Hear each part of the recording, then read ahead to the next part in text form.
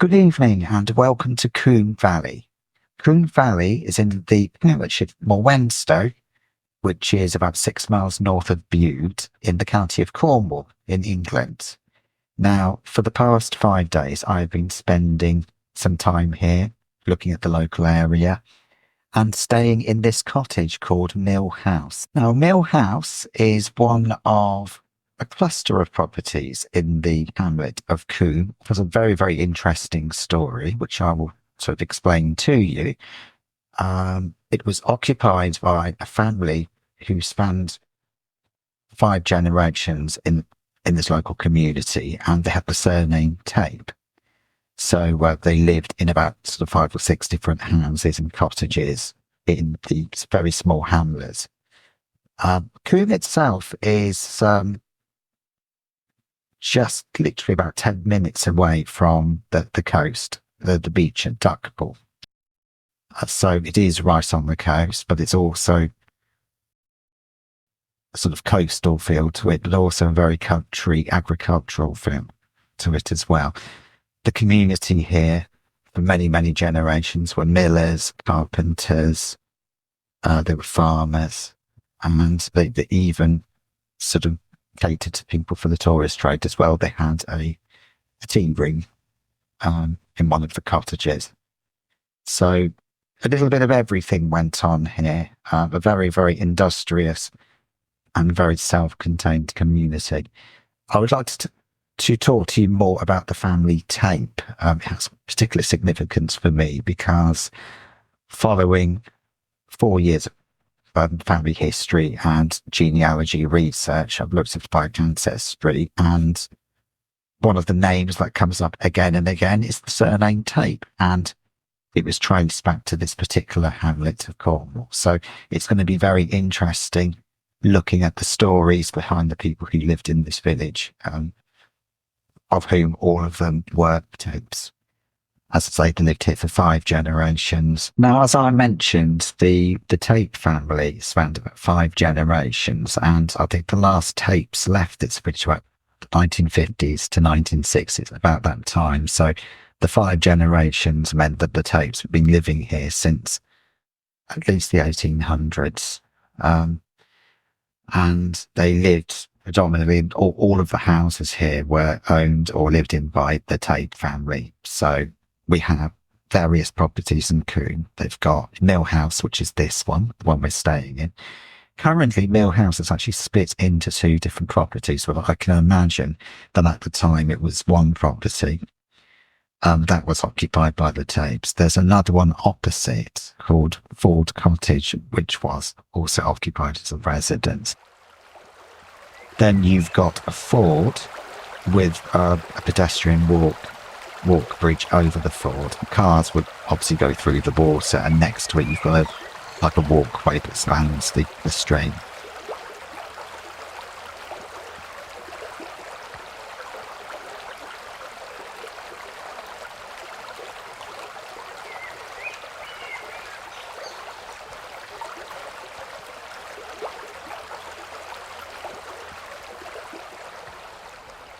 A little bit further up, round the corner, you've got Hawker's Cottage, and it is believed that the parson, Reverend Robert Hawker, who was a very eccentric Church of England cleric and also a poet as well, it is believed that he spent some time living in that cottage. Next to it are some outbuildings and a bungalow of some kind, which was converted into a Bible chapel. He used to have his own hut overlooking the sea near Morwenstow, which is about a couple of miles from here. And he used to sit there writing poetry. And he was quite an acclaimed poet. He wrote the words to Trelawney, which is basically the unofficial Cornish national anthem.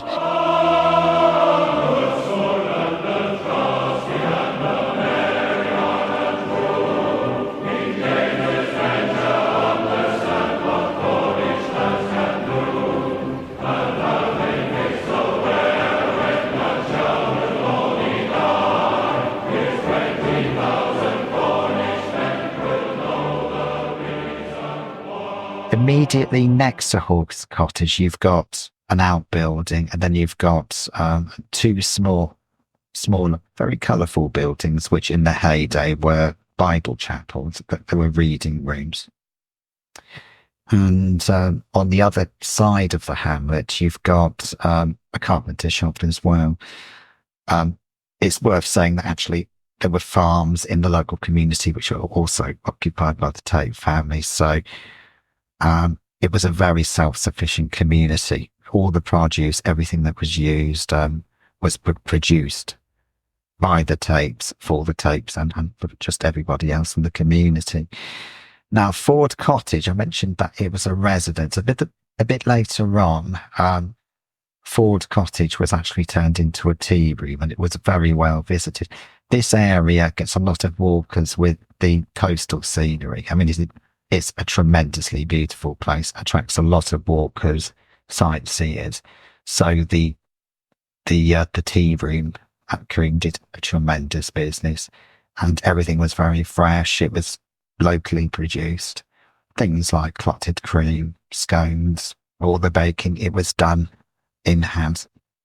And directly opposite Millhouse, where we are at the moment, is a mill. Now, there's been a mill in Coombe as early as 1694, but the second mill, which is the current one, replaced the original, and that was built in 1842. Now, the mill is on 3 levels. On the ground floor, you've got sort of granite slabs. Now, the idea is grain went in the top of the mill through the top hatch, which is accessed from the bank behind the mill. And when it was processed, it came out as flour at the bottom. Now, the mill is propelled by water. You'll find the gearing for the machinery, which is driven by the wheel outside. And on the first floor, you've got the millstones and a pair of French burst stones and Cornish granite stones, and they're placed beneath grain hoppers. 4 years ago, I undertook some genealogy research. I joined various websites, and being adopted, it was important for me to sort of discover my past. So I did a lot of inquiries, a lot of searches. The internet made it very, very easy to trace names and contacts, particularly on my father's side, because my father had a fairly rare surname, which was my surname at birth. Now, tracing through my father's mother, my father's grandmother, I found a great-grandmother with the surname Tate.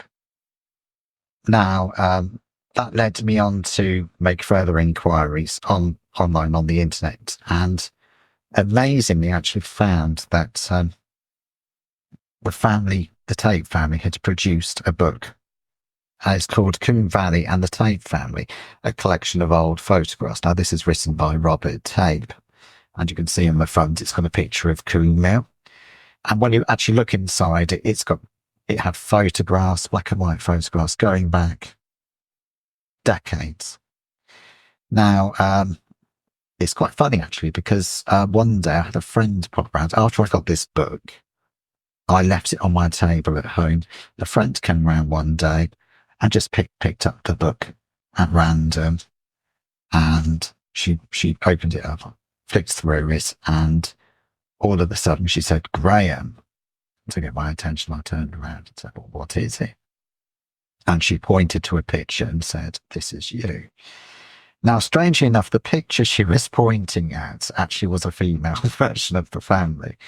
But she was right. That's the facial features, and the eyes, nose, the face were a very close resemblance, which shows that there's probably some sort of DNA connection, something in the genes, because she was explaining that basically I look very similar to one of these people that lived generations ago.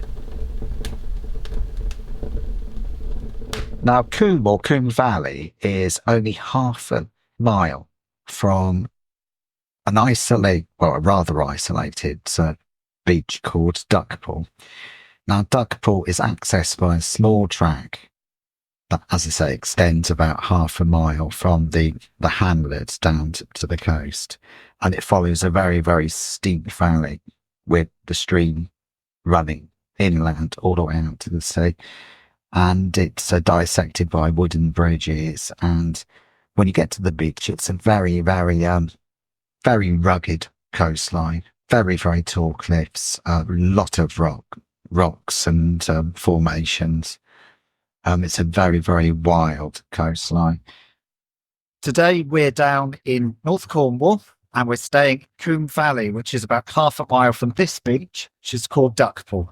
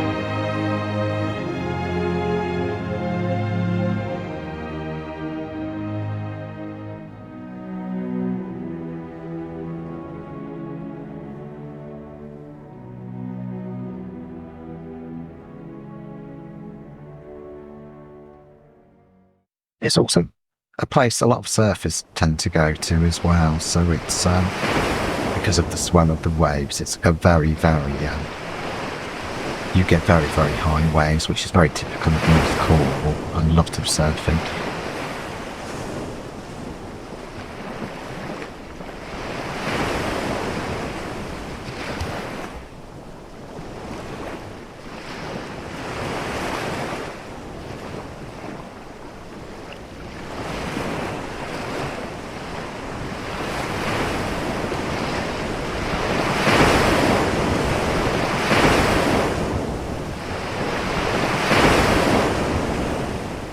For the Tate family, for the children growing up in this area, it was a beautiful place. And as I say, many of them stayed on, they worked, they sort of had jobs in the community. They lived in the same village, so they were born and bred and lived here pretty much all their lives. Now, going back to the coast at Duckpool, we went down there today, actually. We had a look around. It's just a beautiful, breathtaking place when the sun's rising and when the sun's setting. It's currently owned by the National Trust, and it's a site of special preservation. Very, very beautiful place. You've got very, very high cliff-top walks to the north and the south with what they call the southwest coastal path. Very, very stunning views from the top. I think I mentioned earlier that further up the coast, the Reverend Hawker had his own little hut overlooking the sea on top of the cliff. There's also another story about Duckpool. It used to be a site where smugglers used to come in, and they would, due to the rock formations and the treacherous coastal conditions, there would be lots of shipwrecks. And sadly, members of the Tate family and members of the local community had to fish the bodies from the sea and give them burials. So it was a very, very beautiful place, but also a very treacherous place as well. It's a very wild part of Cornwall. And by contrast, you walk half a mile up the road to Coombe, which is just absolutely lovely. It's so pastoral, so peaceful. It doesn't have that sort of wildness around here at all. It's very pastoral, very gentle. Round the back here, you've got a babbling brook. and you can hear it inside the house. You just open the kitchen window and you've got the sound of the stream and the weir, the gushing of the water. It's very, very therapeutic, very beautiful. Now, the Tate family were very well renowned for their musical abilities. Just about every member of the Tate family, in one way or another, played a musical instrument and contributed to the sort of music culture of the local community. Now, Wednesday, which is basically the parish that includes Coombe, had its own brass band. The Tapes were, amongst others, were some of the main sort of players in that band. And secondly, they had the Tapes actually had their own band as well, called the Coombe Valley Dance Band. So a very musical family. The Tate family, in that book I mentioned earlier, there is a pedigree chart which shows basically who the father was, who the wife was, and the children. Now, Henry was born 1836 and he got married to Betty. Now, between Henry and Betty, they had 11 children, so it was quite a large family. And the names of the children were George, Margaret, Sophia, who I mentioned earlier, Frederick, Tryphena, Archibald, Herbert, William, Tryphosa, Claude, and Amy. Now, when I say that these people didn't move out of the area, obviously, because of the size of Coombe, many of these children did actually sort of move sort of locally, maybe to other villages and towns in the local area. Going back to the tea rooms at Coombe, Amy and Margaret used to do all the cooking, and it was a flourishing business actually, because I read from this book source that they made up to about 200 teas a day on a good day. So the trade was flourishing. They used to have obviously tables inside the building, but they used to have tables on the outside as well. So it was quite a flourishing business. They used to do things like cakes, scones and buns and things. And so a very, very popular place. We've got traditional Cornish fare. We've got some Cornish pasties, mashed potato, the gravy, and we've also got some scones and some fresh cakes.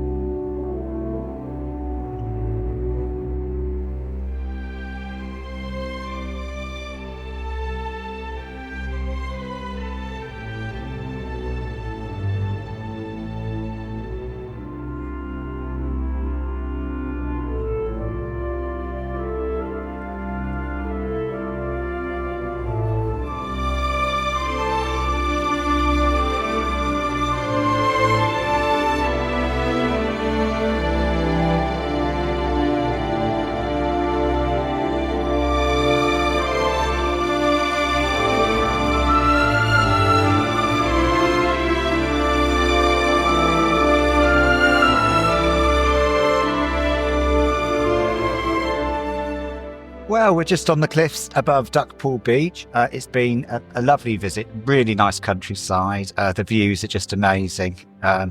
Really would like to come back and see all of this again.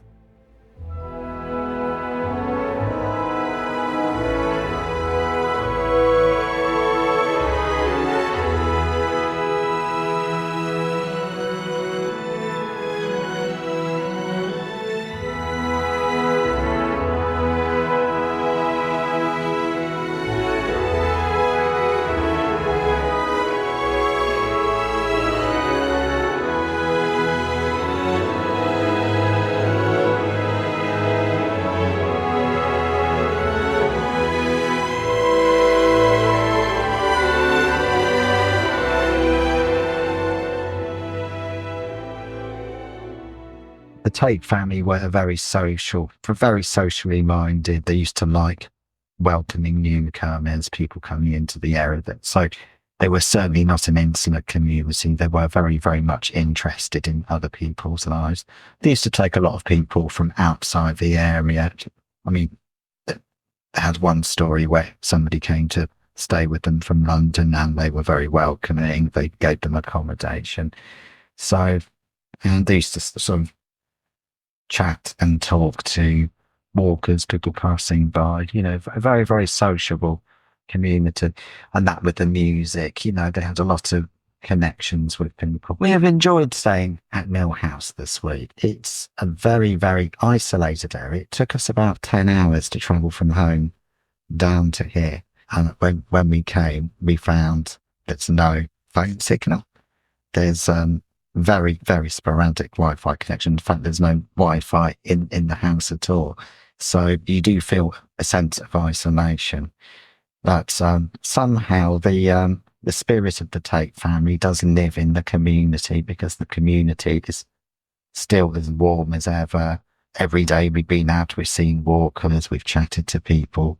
People have been very helpful and friendly and accommodating. And it's nice to think that the spirit of the Tate family lives on in this community.